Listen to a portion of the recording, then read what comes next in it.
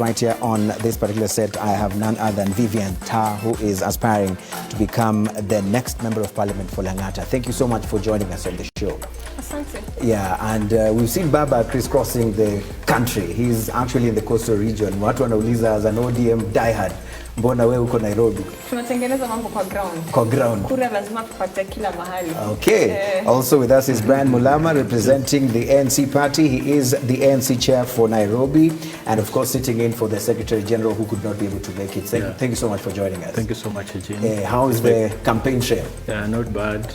We are pushing on. For my DVD. Yeah. Ground inasema nini? We must get there. We must get there. Yeah. All right. Also with us is none other than Nthumbi, Denis, who is definitely a political analyst and also very concerned about what is going on in the country from a political perspective. Asante sana for joining. Thank you so much. Wewe uko affiliate upande gani? Leo tangaza msimamo. Mimi niko pande mwananchi. Pande mwananchi? Pande mwananchi. Hiyo ni gani? Pande mwananchi wa kawaida. UDA? Pande mwananchi wa kawaida. I'm the vice chairman of Agano Party of Kenya, but I agree with the principle and with the model of bottom-up economic model. Okay. So I think it's something that this country needs to interrogate. Right. Yes. And as we interrogate that, I want us to first of all interrogate what the party leader for ODM just mentioned earlier in that particular story that aired concerning nominations. Party nominations is where the cookie crumbles. This is where the rubber meets the road. And I want to talk to the aspirant here. Are you worried, Vivienne? Are you worried that probably... Why would I be worried? The nomination, see, right now you're an aspirant, not yet nominated to fly the flag for the party. Are you worried? No, why would I be worried? And I am not the only aspirant. Yes. There are 290 constituencies in Kenya. Yeah. I can bet you ODM will probably most likely have nominations in all the 290 constituencies. So I'm not the only one. And we believe in democracy in our party. We believe in the choice of the people in our party. And ODM is one of the most organized parties in this country, with structures, with processes. We have a newly elected, constituted National Elections Board set up, I think, in 2019 or 2020. They're about a year old. So they've overseen already 2 by-elections. Yeah. And I have confidence. You have confidence? I have confidence that the party processes and the structures will play out well. Yeah. Yes. I was going to ask you, what if you don't get it? What do you do? Do you cross over to Why would I even dream of doing that? You see, the focus of every ODM member right now is for Baba to become the 5th president of Kenya. And everything we do, win or lose, is to ensure that happens. Okay. Tunaingia ikulu mwaka ujao. And how about you, Mulama? I mean, talk to us a bit about the preparations to ensure that there's a soft landing, and even if there'll be turbulent moments, the captain of the ship, that is Musalia Mudavadi, will ensure that you manage this nomination process in an effective way. No spillovers. And you understand that ANC means Samani National Congress. So most of the things that we are doing, there must be peace. There must be order. And what I know is that in ANC, when it comes to nomination, we'll always play it fair. And we've done it before in 2017. 2022, we are ready to do a fair nomination. And compared to other political parties, you will find that even in our campaigns and whatever we are doing outside there, in terms of reaching out to electorates, we give it our best to make sure that there's no commotion, there's no fighting, no throwing of stones. We make sure that people are conducting themselves in a proper way. And even after the campaigns, you'll find that we make sure that there's peaceful environment. So for us, we are here to bring cohesion. We want to make sure that we have a stable country, a country that is going to be a better country for our children who are going to come in the future. Right. Yeah. And I want to hear from Denis. Denis, actually, UDA is the party that many people are anticipating for a lot of, spillover effect. Look at Kirinyaga County, Ngirichi, and Waiguru, the governor flag bearership. There's expected to be some turbulent moment, first of all, right there. I mean, what do you read? I think, first of all, we start from the premise of we need to look at the mess and the hellish road that has been nominations in this country. Because the DNA of democracy in any constitution or in any nation is a political party. But political parties in this nation have never matured or graduated even to demonstrate sequential democracy. My friend has talked about stone throwing. I'm sure he's referring to the fact that the returning officers in ODM is a Condellen Defense Forces. You know, those are the returning officers. The men in black are the ones that oversee elections thereabout. So, we'll hear from Vivienne. You know, so, but the truth is, in many political parties, and especially ODM and the rest, there has been the concept of negotiated democracy. And negotiated democracy sometimes is how deep is your pocket or how close are you to Baba or his gatekeepers. It's not representative of what it is that we see democracy, two-third gender rule, and many other concepts that the people respect and they're about. I don't know about Amani, but it is not easy to point out to one political party and say that in the past they have demonstrated for the ethos and the morals that are displayed and demanded constitutionally. You saw that the Registrar of Political Parties the other day returned nomination rules and said, you know, I'm not satisfied by what it is that you call nomination rules. And IBC has been called in as an integral player when it comes to nominations. So once we get nominations that are chaotic, then at the ballot, we have people who are not the choices of the people, or we have candidates who are not the choices of people, but rather the choices of a trickle down, you know, of a system on top. Coming to UDA that you've asked me, frankly enough, I am the vice chairman of Vagano Political Party. But what it is that I need to say, the model that UDA has taken is effective. Why? Because it is the only political party that has held aspirants forums nationally. But how do you claim that? And UDA has never, in a magnitude of a general election, been tested as the other parties. They have, I think they have done prudent nominations before, but as UDA, they've gone through, you know, a by-election. But what I'm saying, the thing that I'm saying, and it's something that you can check, they have something that is called Aspirants Forum. And it's something that we haven't seen before in this nation. For negotiated democracy? No, it's not for negotiated democracy. It's a platform that they get to educate the aspirants. It's a platform that they get to advance the concept of democracy at the end of the day. We have not seen any other party meeting their aspirants. It means that on the day of nominations, it's going to be fists and blows and knives and stones and whatever it is that there is. I think parties need a platform. To wind up so that we can bring the rest also on the panel. Parties need a platform whereby you engage your aspirants way before, and then the aspirants are aware of the kind of landscape, you know, of the kind of architecture that is present in the party. And I think, you know, UDA have done a great job. All right, I'll bring Mulama, but I want to hear from Vivienne. Is it just becoming a prophet of doom? No. I'm wondering why someone from a Ghana party is busy pushing the agenda of UDA. It's democracy. Maybe. How is it that you know so much about this party if you're not a member? Well, anyway, I mean, that's not... ODM are in a pact with Jubilee. Is that strange? But we don't push Jubilee agenda. Anyway, the thing is, as Nthumbi is talking about meeting aspirants and all that, he needs to remember that there's a process. There's a calendar, I think, that even IBC has shared leading up to the election next year. And for a party that has gone through the general election more than once and knows the processes, the procedures, it's not that you will not meet the aspirants.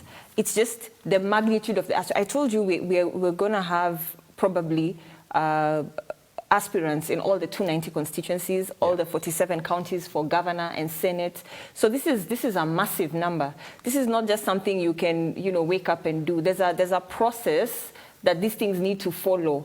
There are structures, and that's what I like about ODM. The fact that in our party, we have structure. We have structure all the way down to the polling station, unmatched by any party in this country. Maybe only KANU. Maybe only KANU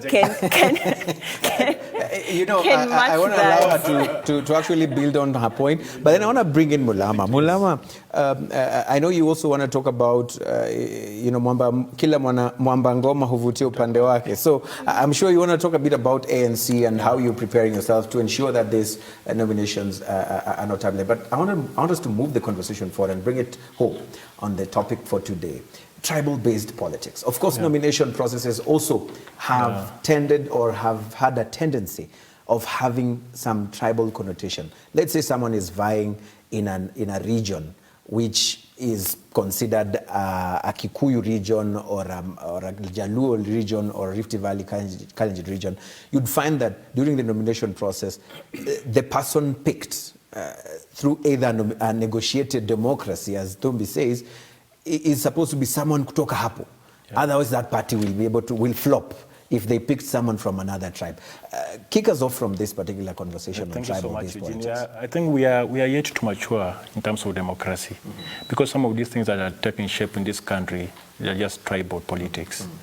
And we are just praying that it's high time that we start shining away from tribal politics, because as my party talks about most of the time, that we need to be issue-based. We need to be having issue-based politics, not about tribal affiliations or where we come from. And the only way we can maybe shun away from these issues is that I know many people are fighting for resources, and that's why each and every person wants to have a person from the same tribe to be maybe the member of parliament, the senate, or the president. But we need to shun away from tribalism, whereby we can have our aspirants where they can be coming together and articulate their issues in terms of are you going to deliver? It's not that you come from my community, you come from my tribe. But we haven't started voting yesterday. I mean, this country has been independent for over 50 years. What has been so difficult for us to fix this politics and say, you know what, tribal politics will take us nowhere? Why have we been so easy to embrace it as a model or as a tool to actually gain power? Dennis? You know, first of all, I was laughing at her comment that ODM has structures. It's possibly the biggest joke that you can. They've had a tribal history of chaotic nominations, guided and negotiated democracy that is merchant-based. Kama uko na mfuko, sawa. But coming back to politics that are tribally mobilized, the thing that you have to do, Eugene, is first of all, you have to appreciate our history. After 26 years, we moved into multipartism. And so why did we move into multipartism? Because the concept of resources, as my brother has said, were entitled and channeled through tribes. There is a tribe in this country that had figured out that leadership is ours. It's not for anybody else. There was a concept of entitlement, but that entitlement was not generally community-based, or what it is that we call from the bottom.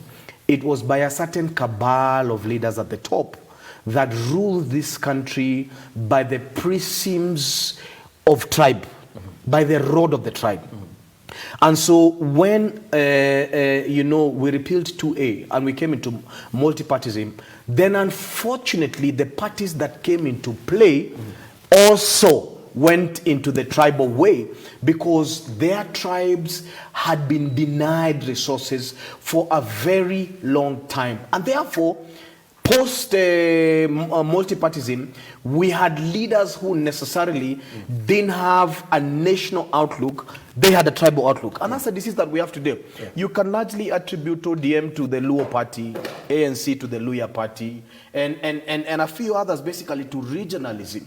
But it is the default setting of fighting for resources traditionally that we were entrenched in that way. But come Constitution 2010, where you see the concept of national unity being entrenched, where you see Article 4 of the Constitution, Article 43 of the Constitution that speaks about socio-economic rights, where you see Article 10.2 of the Constitution that speaks about the concept that nobody should be victimized or denied anything based on their community, where you see the Bill of Rights coming into play. But then, Dennis, generally, that democracy has never gone into the political party, and that's why we say the most immature organ of the constitution or of democracy is political parties, whereby they are still regionalized and ethnicized. And one of the things we want to see is the growth of a national party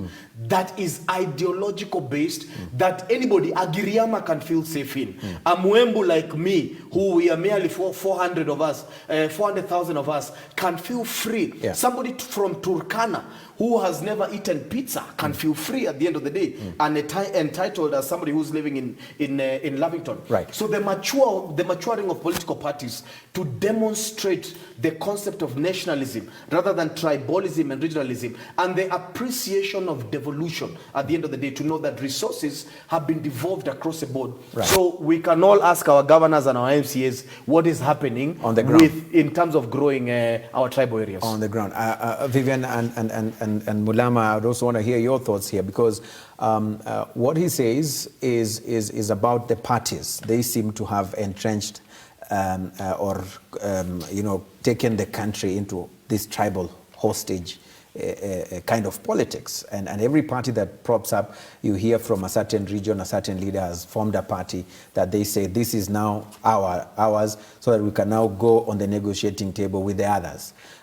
When we speak about the political party maturity, as far as the parties in this country are concerned, and the representation on this panel, for example, ODM seems to be the party that is oldest or has been there for the longest, other than ANC and UDA that you say you subscribe to. What do you feel when Nthumbi says, or others also say, that parties like the ODM party has contributed in entrenching tribal politics as being affiliated to the Luo community? First of all, that's not true. I think ODM is one of the most parties with most representation from all over the country. We have leaders from the coast, we have leaders from northeastern, we have leaders from Turkana, from the Rift, from Kisii, from Western, from Luo Nyanza, I mean, from basically everywhere. So you refuse his ideation of the fact that ODM... You see, just because the party leader is a Luo does not mean it's a Luo party, you see. And of course, because of the way the support base is, like we're talking about ethnic support for political parties. The thing is, historically, right from the time Mzee Jomo Kenyatta became president, running up to the second president, Mzee Moi took over, politics in Kenya has really been ethnic driven. Why? Because of the perception that when our person, when I say our person, I mean tribe. So when a person of tribe X is in power, then it means people of tribe X have access to resources, have access to jobs, have access to tenders, they get into the military. I mean, there's some sort of access they have. So how do we end this? Over and above. How do we end this then? What is the antidote? I would say it's in devolution. It's in devolution. And if we can prop up devolution and invest in devolution properly, have proper structures, then it dissipates this. Because what happens is resources now are not so much based on who is president. It means every county, all the 47, have a governor who's responsible for how things work and how things, development basically, in each and every county. And that has really helped, because we've seen jobs and many other things, contracts getting devolved into the counties. The only other problem now we are facing is devolved corruption. So because it's also trickling into now it's the like we're having counties. corruption at, maybe not national scale, but county level within the various counties. Yeah. But I'd say that is the solution, having strong devolved government structures. Yeah. Mulama, there are those who've argued that if you're not in the ANC and you're vying for a position in Western, your vote utaiona kwa platform fulani ambayo ni ya competitor ambayo sitasema hapa. It's true. Let me not disagree about that, but what has caused this problem? We need to be asking ourselves this question, that there is a problem in this nation, and it's about tribalism. Tribalism is a cancer that we need to kill it, even if it means through chemotherapy or radiology. When somebody rises into power, like what happened in 2013, the 50-50, the Uhuru Kenyatta, the Uhuru Ruto. Remember, it was 50-50. And let's maybe just dissect what the deputy president did. Almost 100% of the cabinet, the positions that he was supposed to give out, most of them came from his community. So now this one, it makes us feel like when we want to get these resources, when we want to have our people in the ministries and in the government, we need also to have our own stake into government. Look at what happened the other day when we were launching projects, the Raila Amolo Odinga. We supported Raila Amolo Odinga. And lawyers have been fair in terms of supporting. When you come to Western region, you'll find the ODM party, the Jubilee party, the UDL. We entertain and we welcome each and every person from different affiliations. But look at what is happening right now. When they were doing the distribution of resources, look at Kisumu. They really benefited with billions of shillings. But what about the Western region? That's why it's high time we're saying... Why don't you ask your governor that? Yeah, but the resources that the government is getting is about 10 billion per year. That one is not enough even to resurrect the Mias Sugar Company. We need over 50 billion. And that's why we're talking about devolution as a solution. What we need to do right now, funds from government. How to shun away from tribalism. We need to talk to the young people. Let's come out of this cocoon, of tribal cocoon. We need to make sure that the register of political party, that before you register any political party, there must be that regulation. I'm not talking about having I'm not disputing about multi-party, but what I want to say is that let's not have so many parties all over. Let's subscribe to maybe like even 7 parties, so that when you want to register your party, what are your ideologies? Who do you want to do to Kenyans? And if they look familiar to other political party, they will request to go and join that party and maybe fight from within rather than having so many political parties. Let me ask you a question just on that note.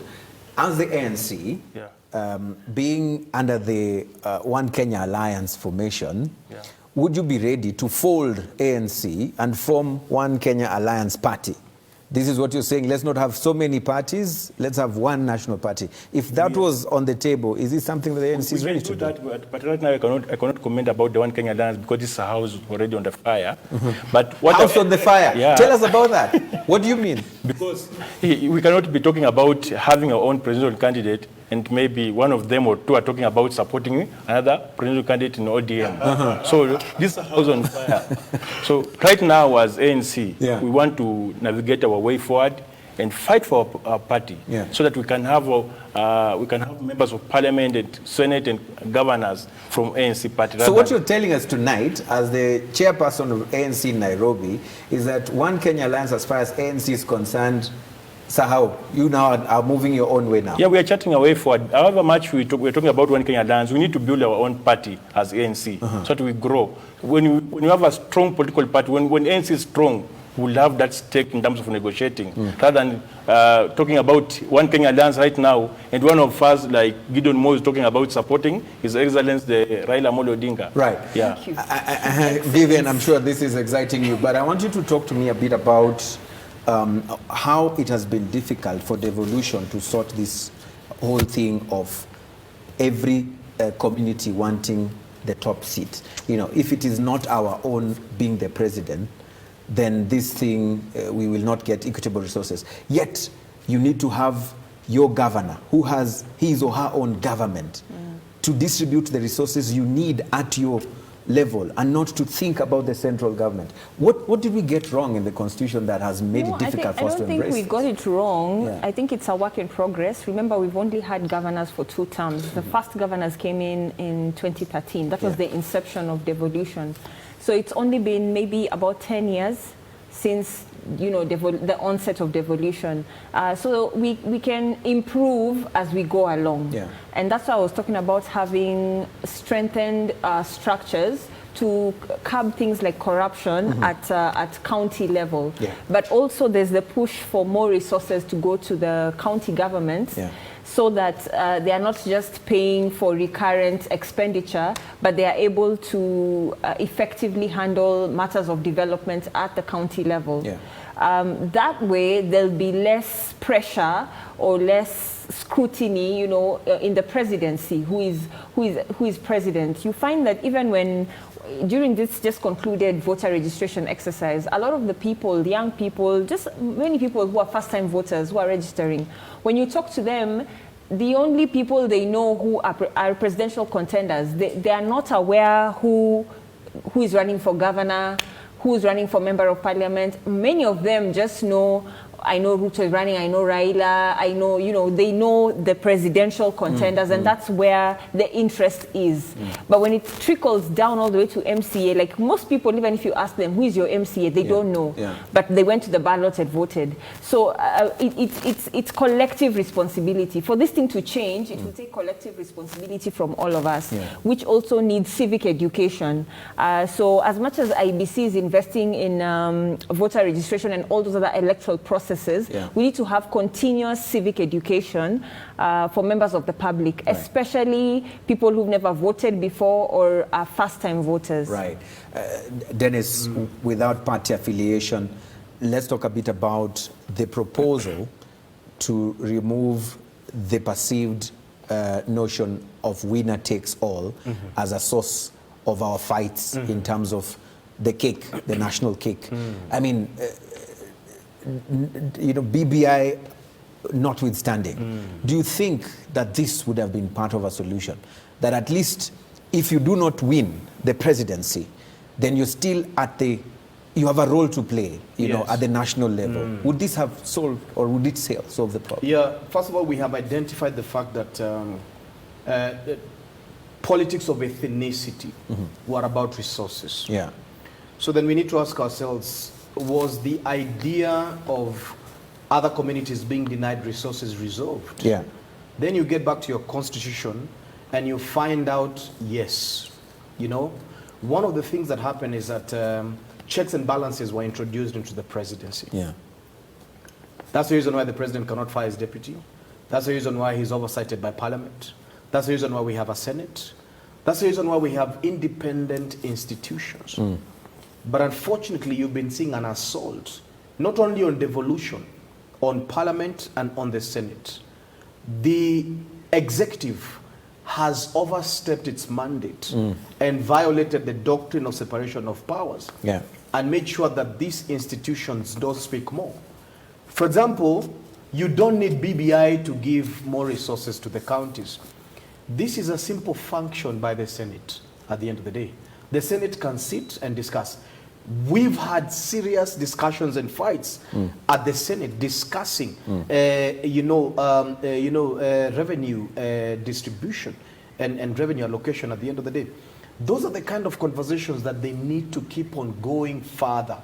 You remember there's a bill that has been sitting in Parliament about the ASAL counties at the end of the day. I think there are 10 of them. It has never been enacted. Yeah.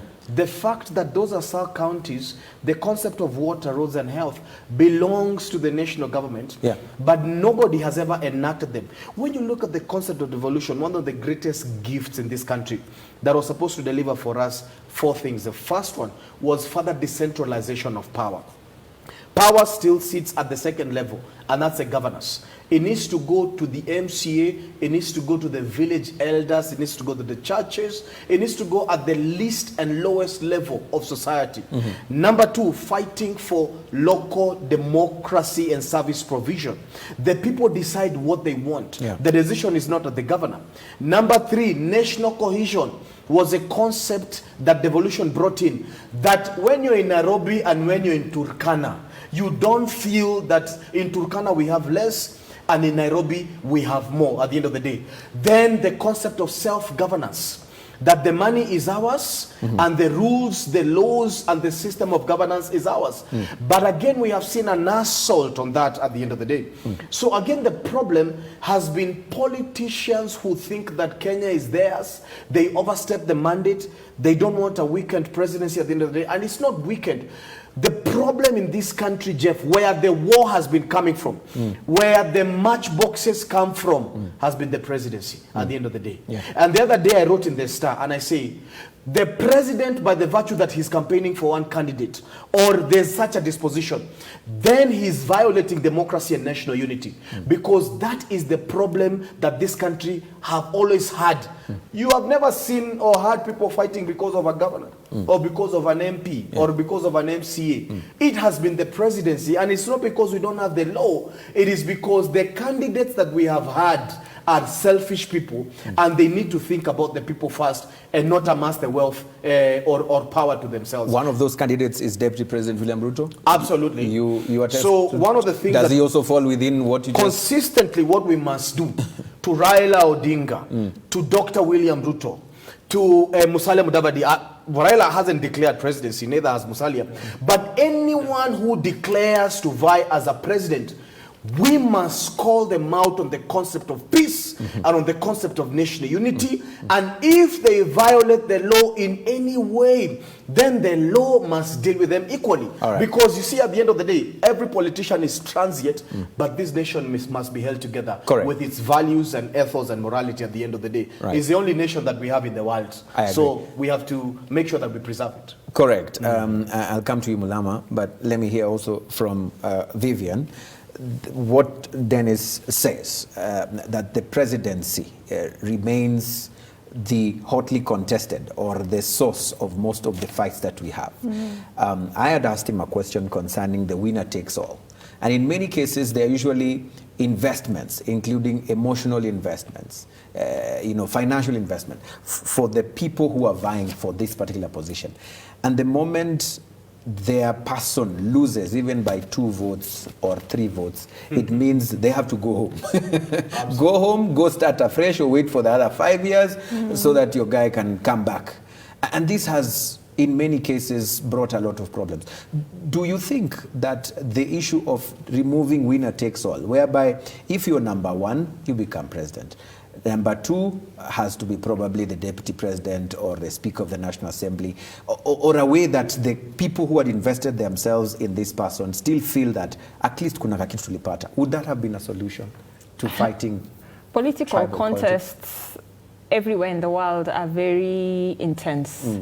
And there's a reason why there are serious sparks for whoever wins. Because remember, political parties exist to form government. They are there because you're contesting to form government. So when your political party wins, of course it's expected that you will form a cohesive government. And you can't do that with, I don't know, the person who became number 2. There's a reason why you're running with a team. And you have people who are lined up, or maybe, can be deputy president, can be governors, can be, because you need a system that works, that's cohesive, that has one vision, to deliver. You don't want one person pulling from the right, one person pulling from the left. It's not good for the country. So you're for winner takes all. So let it be the way it is. Let people contest, and whoever wins, takes it. That's what our law provides for. It probably would have changed had the BBI gone through, but it did not. So what we have now is winner takes it all, and it's what we have to work for. So when you're going into a political contest, you go in knowing this is the outcome. These are the consequences. If you lose, I mean, too bad. Too bad. But it is how elections are everywhere in the world. Yeah. There's no, soft landing. It depends, of course, on how you play your cards and maybe how you will negotiate. But essentially, the winner does take it all. Okay. Mulama, he has been spoken for some while, and I want to hear from you on the same. Yeah. Despite all the investment that we've seen your party leader investing in his quest for the top seat, and we go to the election, and God forbid he doesn't take it. Talk to me a bit about the ANC and where you would want to see him placed as a national leader who has vied for the top seat, and we've woken up and it's either Raila was won or William Ruto or Ruben Kigame or any other political contender. Okay, for me, just talk about, we don't need to create positions like Prime Minister, 2 Deputy Prime Minister and Vice President. We need to embark on having a strong opposition office. The initial one that we used to have, that there is a strong opposition leader with the shadow cabinet, so that they can get into that office and have a strong checks and balances on the government. And when they're working on that same, I think they will find a way where they can even grow in terms of financially, in terms of recovery. But above all, what I will maybe request, maybe in terms of this nation, is that we need somebody who can unite this country. Whatever we are talking about, who becomes the president is not the issue. Somebody who is going to unite this country. For instance, today, if I tell you, if you check the campaigns that are led by the Deputy President, William Ruto, and the ones that are led by Raila Amolo Odinga, I know today if William Ruto wins, half of the Kenyans will be satisfied and half of the Kenyans will not be satisfied. And even if Raila Amolo Odinga wins, it will be the same. Half of the Kenyans won't be satisfied, half of the Kenyans will be satisfied. And the only person who can maybe come in and unite this country, somebody who can play a uniting factor, well, we are praying that maybe this happens, that we want to go back to a Kibaki moment. Kibaki used to work with all the leaders. Kibaki came out to fix this country. So we are praying to go back to a Kibaki moment. As today we are celebrating Kibaki's 90th birthday. We are praying for Kibaki moment, and this is the only way I can talk about. We are praying 2022 that we're going to have a Musalia moment. This is the person who can unite this nation. This is a person who is sellable, they are not all parts of this country. Nthumbi, why are you laughing? Why are you laughing at Mulama? Come on, be nice. The man I'll come to you. is driving his point very cunningly. But unfortunately, he's not correct, because we don't look at national unity from that angle. That if this person wins, the entire nation won't benefit, or if that person wins, whoever who wins, they must ascribe themselves to the Constitution as the organ of national unity. We are not going to look at tribe or anything else. We are going to look at what does the Constitution say about the presidency at the end of the day. One of the most powerful things and gifts that the COK 10 brought and Kenyans gave themselves is the power to self-govern themselves. You understand? So you can make decisions about projects. You can challenge them in court. And then we have organs of the people that were not there before. Look at the power that Senate has. The power that the National Assembly has. If we focus on putting the right people into the National Assembly, if we focus on putting the right people into the Senate, the right people into county assemblies at the end of the day, we're not even going to be so overzealous about the presidency. Why? Because we govern this country from the bottom and ensure that whatever it is that we desire, our socio-economic gains are being realized. When you look at, and many people are talking about, who is your running mate, and ask them, what will a deputy president bring on the table? Other than ascribe themselves to what the Constitution says at the end of the day. We tend to operate from a mindset perspective of before COK 2010. And I love the fact that 2 of my colleagues here, their party chairmen or their party leaders, were fronting BBI, and they are opposed to the kind of political systems that BBI wanted to introduce. We operate on squarely a presidential system. And a presidential system is the most decisive system in the world, where we have one man who is making decisions, but he's making the decisions based on public participation at the end of the day. When you go the parliamentary system, and you have a skewed parliament, and they wake up in the morning and they have emotions, and they down the PM. There are nations in the world that haven't had a prime minister or a leader for almost 300 days of the year, and those nations have not been stable at the end of the day. So we need to understand Article 1 of the Constitution, Article 43 of the Constitution, Article 10.2, the kind of power that we have been given even through devolution is something that we don't need to be so crazy about the president. The thing about the president is one thing, that they are prudent in terms of our socio-economic gain, because you realize that COK 2010, what it brought home was not the flag independence that we got in 1963 that was watered down, or the social independence that we got along the way.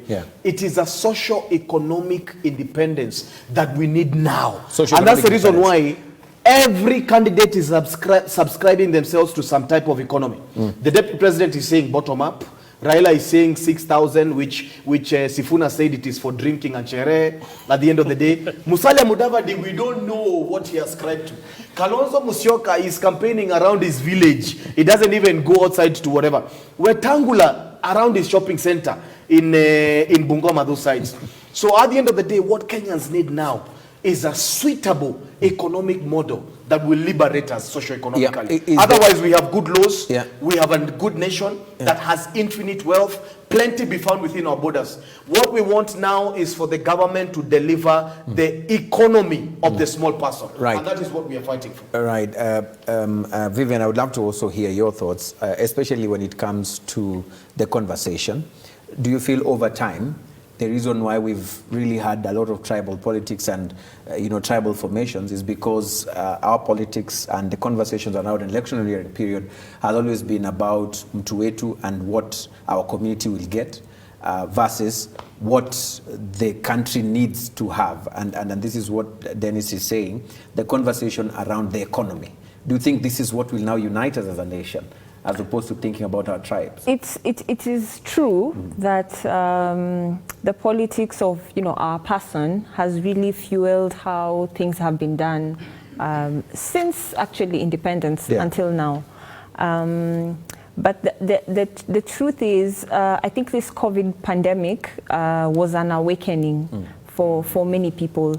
People woke up and discovered you have to reorganize how you work, you have to reorganize how you do business, education, like everything changed, things changed basically. But that said, when we're talking, we cannot talk about the economy without talking about corruption, because it doesn't matter what you do. If you do not tackle corruption, there'll still be leakage. You will make money and lose it to, corrupt means, to corrupt people. So even as we're talking about economy and growing the economy and making things better, we must, as a priority, tackle the issue of corruption. This is right from the national level to the devolved government level. Because but still the corruption fight has always been tribalized. Every time we have a person who is being charged, we always see there are people coming out and say, now on a target mtu wetu. Apana. Now it needs to change because the thing is, this is what is costing the economy. If we were not losing money to corruption, as President Uhuru said, is it 20 billion or 2 billion a day, then it means people would be getting service. That money is supposed to go towards public service delivery for the people of Kenya. So if this money can be, put to good use, then I think we would be very, very, very far right now. So we cannot talk about economic recovery without tackling the issue of corruption. And we need to remove the ethnicity around the issue of corruption. If you're corrupt, you're corrupt. There's no... What are you not saying, Vivienne? Who are you feeling like he's talking about economy, yet he's also supposed to be talking about corruption, or he's not giving the same energy? No, it's not that. What am I saying and I'm not saying? It's plain for everybody to see. That? Every presidential candidate, or at least the ones who are interested, whether declared or not, has said something about corruption, what they will do, maybe laws that will be enacted, or things that will be done. We are yet to see Deputy President say, he's talked about bottom-up and his economic approach and model, which is okay. What is he going to do about corruption? What is the plan? Because if we don't, it doesn't matter what you do for them to achini. If you don't tackle corruption, fuel prices will continue to go up, taxes will continue to go up, people will still be affected. Right. Healthcare will still be affected, education will still be affected. So let's sort out this issue of corruption. Yeah, I'll come to me. Let me still give him also time so that we just balance it out a bit. I'll need your reaction, but also the politicians seem to be worried about the voter registration process, especially from their regions. Yeah. Many have said, hey, watu wa Western mumelala, mbona hamujaenda kuchukua kura the way watu wa hii region wamechukua. Sasa mnataka aje? When it comes to elections, tutabwagwa bwana as a community. Yeah. So there's been that kind of talk. And coming on a 21st century, where we are now talking about whether you vote en masse as a tribe, and we have an economic problem, all of us will suffer the same consequences.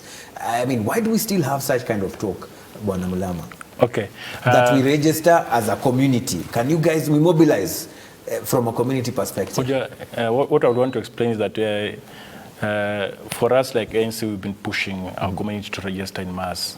And it's because of the disadvantages that we've been going through. You cannot tell me that this country can only be ruled by two tribes, the Mount Kenya region and the Kalenjin region for over 50 years. We need to have a balance, even if it means rotational.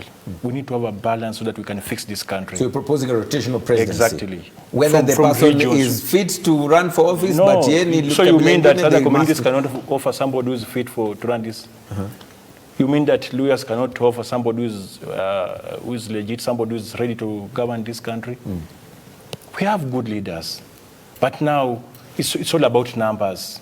It's all about how many people can register as voters. Elections have always been about numbers. Yeah, How would you want that's it what to I'm be? saying. Now, for us to fix this, Yeah. to run away from tribalism, we need to come up with a system where it can be rotational from one region to another. Or if that one may not work, because you cannot tell me that maybe the leaders that we've been having from Mount Kenya and Rift Valley are the best leaders. For instance, I'll tell you today that my brother Denis is talking about the deputy president is having a very good approach in terms of the bottom up. Yeah. I tend to differ. The guy has been the vice president for the last 10 years. I don't know what new is he going to deliver after 2022 that he cannot even do it right now. They would argue the same for your party leader, that he's been in No, very he's been powerful out for positions. the last 10 years. He's been out of the government. Politics for long. He's been out. So I don't know what is it that the president is going to deliver after 2022 that he cannot deliver right now. Okay. We need to have somebody that is totally different who is going to fix this country. We cannot be talking about corruption. We cannot be talking about the Arrow and the Kimarel. We cannot be talking about the maize scandal. And the deputy president was part of that system that time. And today, we want to fool ourselves here that is going to fix this country after 2022. Our party leader has been talking about creating job opportunities. He's been talking about dealing with corruption in this system so that we can have equal distribution of resources throughout this country. Yeah. And this country has got more resources that can sustain everybody. Almost for 7 million Kenyans. Right. Yeah. Dennis, you are not amused when he mentioned the rotational presidency from a tribal perspective as a way of curing our imbalance as far as leadership, national leadership is concerned, as far as the presidency is concerned. Does his point hold any water? It doesn't hold any water, and I'm very sad when, the vice chairman of Nairobi imagines that the presidency is like the chairmanship of a cattle dip somewhere in Bungoma. The Kenya is a serious nation, and the constitution imagines the cabinet to be run by technocrats, people with experience. But if there's a lawyer anywhere in this country that is qualified to be the president, let him present himself in the ballot. You understand? There is nobody who is saying that the ballot is capsized for lawyers. If there's anyone, I believe there was one who was, hidden himself somewhere after some funny scandal. There's Mukisa Kitui. Musalia Mudavadi, he doesn't know whether he's Oka, Okoa, ODM, Binafsi. The man is confused in himself. Moving around the corridors of State House waiting for a flawed doctrine of endorsement and succession, rather than thinking about the only one out of Oka who has come out to denounce what he says. Even if we speak about numbers, 5 communities in this country that make of the 66% of the population in this country. One of them is the Luyas. They are not short of numbers. Then what are they short of at the end of the day? You understand? But we can't look at the presidency from a tribal perspective. Because the problem that we have always tried to resolve is an issue of resources. And I have said that in the Constitution, that has already been resolved. What we need to do is have a president who is judicious enough to look at the Constitution, have members of parliament who are judicious enough, have members of Senate, have governors who are judicious enough. We have an entire structure that devolves resources. So if you want a Luya president because of resources, first of all, go and ask your over 4 governors what they've delivered for the region at the end of the day. Go and ask over your 100 MCAs what they have delivered in the region. You know, before you come and say that what we want is a president who is from our tribe. The question of resources has been resolved. Let me say something about my sister said about the fact that Deputy President hasn't spoken about corruption. This country, the perennial issue has been about resources. What the Deputy President is addressing now is resources, the economy of the people. The money has never reached the people, my friend. It is not just about discussing economy. It's about changing the model from the trickle down to the bottom up. What does the trickle down do? The trickle down enhances corruption, government bureaucracy. At the end of the day, you go and your 3/4 of the budget of the trillions in this country are being managed by less than 10 people in the entire nation. But when you focus on giving SACCOs money, unless your SACCO chairman, who is Luya, by the way, is corrupt, you cannot blame the presidency. You go and give money to markets and associations, to youth groups. You make sure that the policy that is Article 43, the policy that is Article 10(2), the policy that is Article 1, conforms to the financial system in this country. You understand? And it does, by the way. And you make sure that money doesn't just come from the top. Money goes below. That alone is finishing corruption in one blow. You know why? Because money will not be available on the top. Also, when you look at the bottom-up economic model, it accentuates something important. It moves away from overborrowing, and it brings a concept of trade. When you go to America, when they give you $20 billion, you're saying buy our honey, buy our furniture at the end of the day. That is not it. Let me tell you something. Today, there are 17 million Kenyans who cannot participate economically. They can't build a nation. They don't have jobs. They don't have employment at the end of the day. Focusing on making sure that those people have work, not necessarily jobs, because government only can create about 5 to 7 million jobs. Making sure that the guy who is selling sugarcane somewhere, you understand, his business is advanced for him to be able to employ 20 people. I need you to complete your point. Once we do a proper model, a model that kills government bureaucracy, a model at the end of the day that takes money to the bottom, you have dealt with the idea of corruption in the country by 70%. The 30% you focus on strengthening the institutions, focus on strengthening the police force that they don't behave like a political party, focus on strengthening EACC at the end of the day, focus on strengthening the instruments of oversight within the National Assembly. Bing! Problem solved at the end of the day. According to Dennis. Not according to me. According my to friend, according to the Constitution. No, but we're explaining. I am talking about Constitution, not my own idealism. Pushing that. Yeah. You understand? So I'm talking about Constitution, not my idealism. Understand first of all. That the money has never reached the people at the bottom because of corruption. Is a model, not corruption. Because of corruption. Because what is meant to go to the people for service delivery, for healthcare, for economic empowerment, for education, for agriculture, gets taken by a few people who enrich themselves, and then it doesn't Government bureaucracy, it doesn't get to the Yeah, people. yeah. So it's not about. You're repeating my points and cancelling me with that. Let me finish what I'm saying. Finish. So the issue is corruption. Saying that a different economic model, economic model does not necessarily by itself tackle the issue of corruption. But no. the few people she's saying is government I bureaucracy. didn't interrupt you when you're speaking. Yeah. So Go ahead. please, Go ahead. Mr. Nthumbi. Go ahead. Go ahead. You're repeating my ideas. Finish your point. Yeah, So I'm saying changing the economic model by itself does not in itself tackle the issue of corruption. If someone is corrupt, they are corrupt. You will steal regardless of whether the economic model is A or B or C. If you're a thief, you will steal. So what we need to do is strengthen institutions. Maybe reduce the time of cases, like in the judiciary. Which he says is bureaucracy, cutting down on bureaucracy. Whatever. Oh, you just don't want to appreciate what I say. What is it with you people? Can't I talk? Go ahead.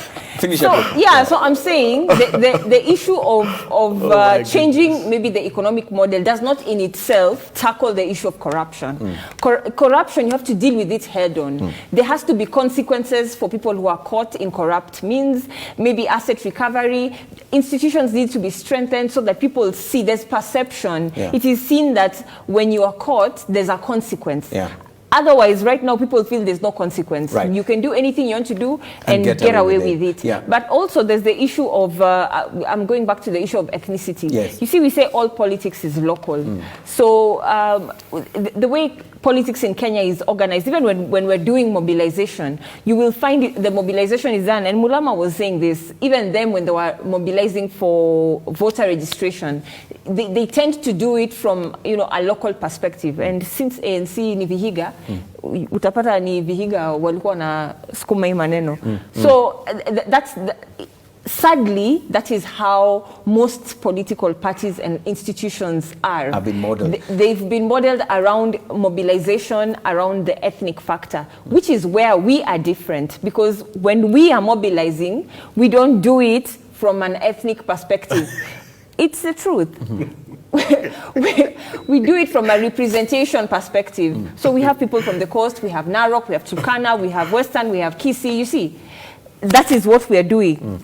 I want to hear your thoughts as we close. Could you give me a response? Yes, because you're going to get it when we do your closing remarks. 30 seconds because of what she's saying. I'll add you 30 seconds in your closing remarks to give us that.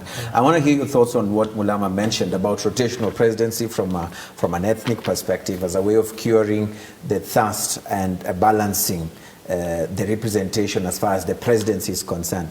That after 10 years or 5 years, let it be Mkikuyu. After that, let it be Nandi. After that, let it be...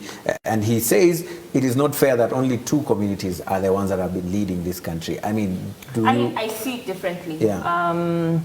We're 47 million Kenyans. Okay, everyone should essentially have an opportunity, if you're interested, to stand up, sell your ideology, and go for the presidency, regardless of which ethnic community you come from.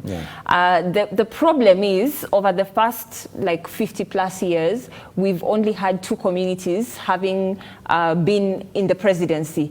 And you see, the reason why it's an issue is because of resources. The perception by the rest of the country that resources were channeled majorly to people from these communities. You see, it's a perception. So you cannot, I don't think we should come up with a model of now, this year it's going to be Kamba, next year the next election is going to be Embu. No, I think it should be open. It should be open to any Kenyan, any Kenyan, regardless of where you come from, should be able to stand up and say, I want to be president because 1, 2, 3. This is my agenda. This is what I will push. As long as you're able to mobilize, as long as you're able to do what it takes and campaign and convince. After all, we do universal suffrage. We vote. Every eligible Kenyan who's registered to vote votes. So if you're good enough and you can convince the people, regardless of which tribe you come from, regardless of which tribe you come from, whether you're Giriama or Pokomo or from wherever, you should be able to become, president. And I don't think Kenyans really look so much on, I will only vote for you because you're from my tribe.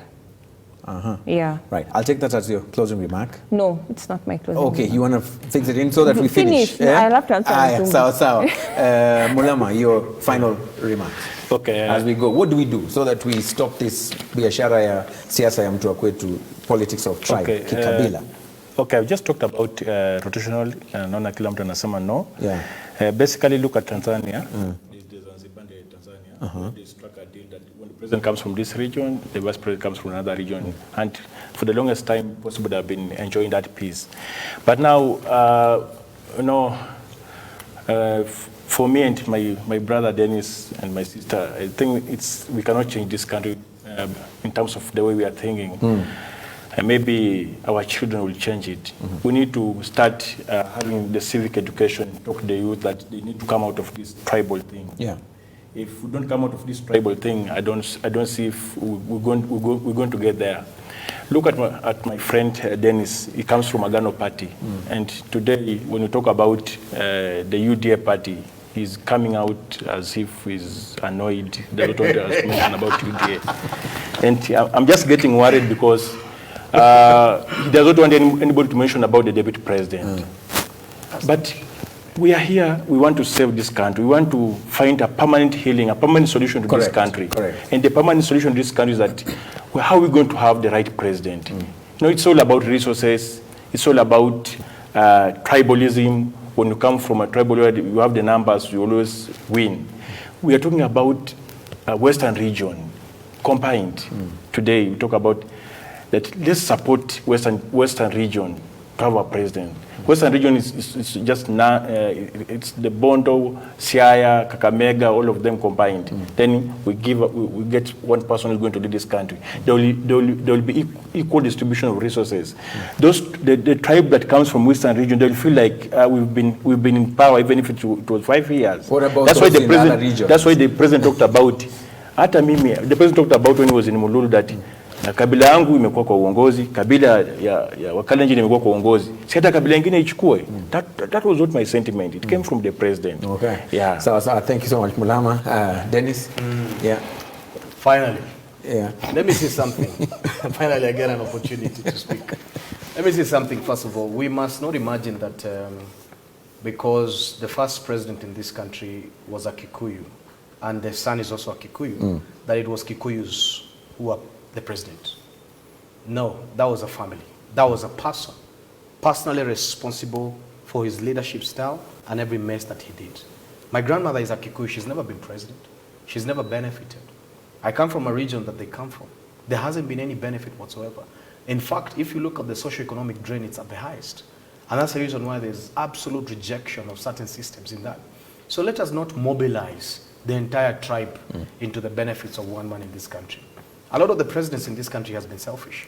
Number two, the deputy president has been mentioned. My brother, I don't know who's very upset with him for some reason. I don't know, but he keeps on going back to another, example that's not solid, When you say something good and then your example is Musalia, then we doubt your efficacy in many other things. But the truth is, Kibaki was a deputy president. He didn't do much when he was DP. At the end of the day. But power rests with the president in this country. So give the deputy president the benefit of doubt that when he's president, he'll be able to do things that the constitution empowers him duly to deliver. Look at Tanzania today. She was the deputy president. She's doing much more than she was when she was president.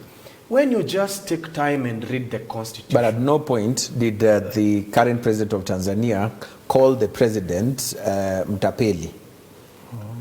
I don't believe that the deputy president has in any way disrespected the president. No, but he said those who supported the BBI in Matapeli, including the president. I say that. Yeah. That BBI was supported by conmen. It is my own choice. I say that. I have said but that. the president, you understand? That. So, yeah, because essentially it has every aspect of conmanship. I support that because in a time when Kenya was losing 5,000 people, in a time when the socio-economic oxygen was more expensive than a brand new Range Rover at the end of the day, I would have expected the government to focus itself on saving its people, not creating positions for 6 people. So that was conning the nation. 20 billion plus shillings have gone into a futile venture that the court called it off as an expensive bluff. At the end of the day, many Kenyans feel the way we feel, and we are entitled to our own opinion. So nobody can say that it is not true, because the opinion is mine and I own it at the end of the day, and it is my own personal copyright. Now, going to something... Your 30 seconds now, so that we can... My 30 seconds. Yes. I wanted to respond to the fact that, and she borrowed a lot of my points and owned them in terms of her own intellectual property. My own opinion. But it was my point, not your opinion. Not But your however, point. this is what I see. You don't have a copyright. For us to change corruption, we have to look at government bureaucracy. Government bureaucracy is when state resources are, the infinite wealth of the country is only dictated by a few. And make sure that we expand the channels to the base. Because at the end of the day, what I said, and I quoted the Constitution, it is not my idea, it is the idea of every Kenyan who put down the Constitution. When you look at Article 43, it says the socio-economic rights. 10 seconds. When you look at Article 10.2 at the end of the day, it talks about the economy, and national unity, democracy, and many other things. So you have to change the model. Right. So where do we go from here? You have to change the model. You have to change the model so that you get the money out of the hands of a few, and you put the money where the money belongs, and the money belongs into Kenyans. Number 2, the Constitution is simple, my friend. People need to read it. EACC is not in cabinet. DCI is not in cabinet. By the way, what the president should direct in terms of fighting corruption is political goodwill, is what we need to see. But Kenoti must be responsible for himself. EACC must be responsible for fighting corruption. Cabinet, within the National Assembly, the various oversight committees must be strengthened. So at the end of the day, there is nowhere that essentially we have legislated morality and under Chapter 6 of the Constitution. But we can get good people, need to go. But they got corrupted. What I must say is that we need the right people everywhere, we need the right not people just within the presidency. Everywhere. Right. And the last word. Yes, 30 seconds. My closing remarks, of course, is that we need equal opportunities for all Kenyans, like regardless of where you're from or where you're born. People need equal opportunities, because it is this perception that you only get opportunities if you're from a certain maybe community that is driving people to really, really want this presidency. The perception that, Kikuyus get government positions, and for you to get that, you either have to have a Kikuyu name or be perceived to be Kikuyu. You see, that perception is what is fueling this interest in the presidency so much. If it was not there, people wouldn't really be so interested. But at the end of the day, Kenyans just want to be able to educate their children, provide housing, shelter, healthcare, move on with their lives, build their careers, build their businesses, and they can only do this if we have equal opportunities, which we get in an ideal world, corruption-free, kind of place where it's based on merit. If you're good at this, then you get the job. It doesn't matter where you are born or where you're from. If you're good at something, you get the opportunity, you do it based on merit. But it'll take time before we get to that place. And we really need to get to a place where we're looking at our values. What do we value? Because even as we are going into an election season next year, and we're going to elect new leaders, what do these leaders stand for? Because if we don't look at their values, we will end up with discussing the same things again 5 years from now. Right. Thank you. And I think we need to end at this particular point. Naona Mulama ananiangalia anasema, sijasema kitu. Mulama, my team is saying we need to go, Eugene. Maybe 30 seconds. What do we do? Parties aside. I'll take 20 seconds. Yes. Let me tell you one thing, that bottom up will mess this country. 6,000 shillings to each family will not even save this country. The only thing that can save this country is we create more employment opportunities by resuscitating the companies that have closed, the industries, and create employment opportunities to our youth who are outside there. So all this, I want to maybe tell the young guys who are watching today that we need to save this country, and it's not a joke. Let's come out and subscribe to Amani Agenda, Pesa Mfukoni. That's the best economic model that will save this country. Thank you so much. If anybody would want to further this country, bottom up. They need my company closed down. And if I can access some little money through government at the end of the day, I will be able to return back the 2,000 employees that I had. And I'm sure if her mic is put on, she will talk about Azimio la Umoja. And Amani has no plan for this country.